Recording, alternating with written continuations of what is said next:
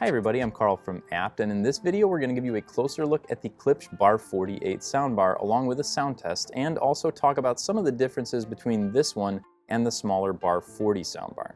Design-wise, there's really nothing that differentiates the two other than the overall size. The Bar48, as you may have guessed, is 48 inches wide, so it's going to look more at home under TVs that are 55 inches and larger, but that doesn't mean you couldn't use it with a 43-inch TV if you really wanted to.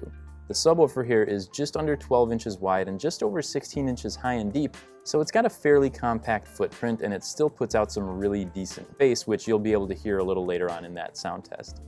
And it all looks really good. The cabinets of both the subwoofer and the soundbar are made of wood materials, and you have these kind of brushed metallic enclosures on the end that each house a tweeter, which all adds up to the Bar48 both looking and feeling like a high-end system. One of the big upgrades from the Bar40 right out of the box is that this is a 3.1 channel system, so you get a left and right, but you also get a dedicated center channel for dialogue, and that really makes voices stand out much more so than on the 40.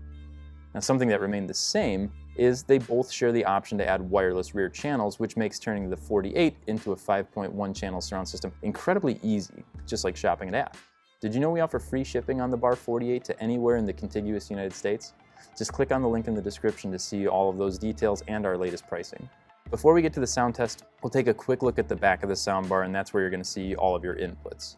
There's an HDMI with an audio return channel, and they do supply you with a cable, which is a nice touch. There's also a 3.5mm auxiliary and a USB input, plus Bluetooth for a wireless connection. And another feature they kept from the 40 is a subwoofer output in case you want to hook up a second sub for more bass or just replace the one that comes with the soundbar, which I think is a really great feature, and you're not going to find that on many other soundbars, especially at this price point. And that's really it for the connections. Now, for our sound test, we're going to show you what this sounds like with no enhancements turned on, then with virtual surround mode, dialogue enhanced mode, and night mode enabled.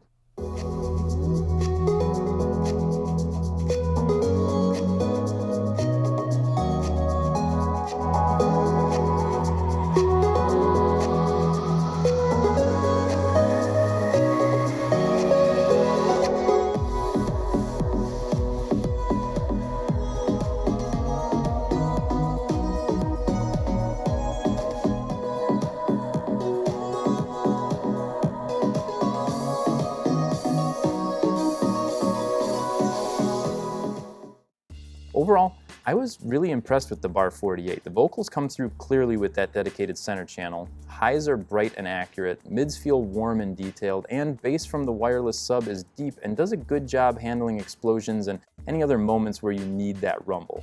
At this price point, it's going to be really tough to beat this value. It's not at the same level as something like a Bose 700 or the Sonos Playbar, but it's also about $200 less expensive, and it comes with a sub. So it's got some great things going for it. Plus, if you have that extra $200 to $250, you can add those surround speakers and have a full 5.1 channel system. What are your thoughts on the Bar48? Make sure to let us know in the comments. As always, we appreciate you watching. If you like this video, make sure you check out our other soundbar reviews, and we'll see you in the next one.